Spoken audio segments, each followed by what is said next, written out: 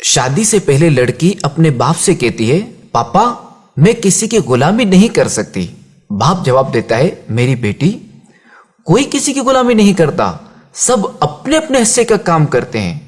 جو کام عورتوں کے ہیں وہ عورتیں کرتی ہیں اور جو کام مردوں کے ہیں وہ مرد کرتے ہیں، اور یوں ہی مل جل کر گزارا ہوتا ہے۔ شادی کے بعد وہی لڑکی اپنے شوہر سے کہتی ہے میں کھانا گرم نہیں کروں گی۔ یہ سن کر شوہر کہتا ہے تو پھر تم اپنے باپ کے گھر واپس چلے جاؤ کہ میں تمہاری ضروریات پورا کرنے کے لیے صبح سے شام تک محنت کرتا رہوں اور تم میرا کوئی کام نہ کرو، تو پھر ٹھیک ہے، مجھے بھی تمہاری ضرورت نہیں۔ طلاق کے بعد وہ لڑکی اپنے بھائی کے یہاں آ جاتی ہے، لیکن کچھ دنوں بعد بھائی اپنی اسی بہن سے کہتا ہے دیکھو میری بہن، میں اب فیملی والا ہو گیا ہوں، میری بیوی تمہیں اب مزید برداشت نہیں کر سکتی، لہذا تم اپنا کہیں اور بندوبست کر لو۔ اب وہ لڑکی نوکری کی تلاش میں ایک دفتر جاتی ہے۔ دفتر والے کہتے ہیں ہمارے پاس ایک فیمیل ریسیپشنسٹ کی جگہ خالی ہے، آپ خوبصورت اور جوان بھی ہیں تو آپ ہمارے ہاں کام کر سکتی ہیں۔ لڑکی کی عمر دن بہ دن بڑھ رہی ہوتی ہے۔ دفتر والے اس سے کہتے ہیں بی بی ہم معذرت خواہیں، آپ کے کام میں اب پہلے جیسی تیزی اور پھرتی نہیں رہی، لہذا اب آپ کہیں اور نوکری ڈھونڈ لیں، ہمیں اب آپ کی ضرورت نہیں رہی۔ یہاں تک کہ وہ بوڑھی ہو جاتی ہے، اب ایک نئی جگہ جاتی ہے جہاں اسے کہا جاتا ہے محترمہ اب تو آپ کی اتنی عمر ہو گئی ہے کہ اب آپ کو نوکری میں کیا دوں، آپ کو تو آرام سے اپنے بچوں کی کمائی کھانی چاہیے۔ وہ عورت کہتی ہے میرے بچے نہیں ہیں، میرا کوئی نہیں ہے۔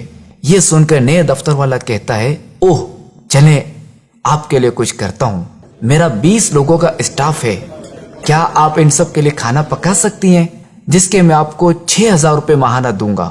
یہ سن کر وہ عورت کہتی ہے صرف 6000؟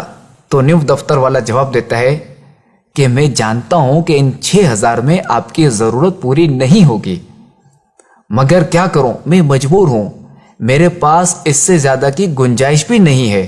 آہ، وہ عورت جو گھر کے کام کو غلامی سمجھتی تھی، اپنے شوہر کا کھانا تک گرم کرنے کو تیار نہیں تھی، اسی دفتر والے کو کہتی ہے ٹھیک ہے مجھے آپ کی یہ بات منظور ہے، اور ساتھ ساتھ اس کی آنکھوں سے آنسو بہ رہے ہوتے ہیں اور وہ یہ سوچ رہی ہوتی ہے کاش جوانی میں ہی کھانا گرم کر دیتی اور ابو کی بات سمجھ لیتی کہ کوئی کسی کی غلامی نہیں کرتا بلکہ سب اپنے اپنے حصے کا کام کرتے ہیں۔